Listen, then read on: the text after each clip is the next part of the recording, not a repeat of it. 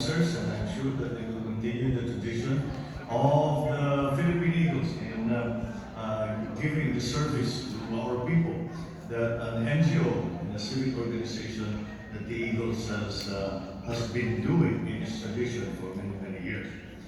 The Eagles have shown a great capacity for growth, and it is the fastest growing NGO in the Philippines now and has been for many years.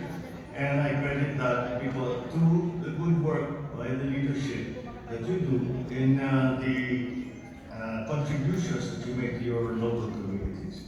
So I can only say that you must keep up the good work and continue to be of public service to our people. I congratulate you for the good work that you have already done, and I hope that you continue in that tradition. And I am with you in all of your efforts to help the Filipino people. Once again, congratulations to the new officers, and once again, keep up the good work. Congratulations on what you have done so far.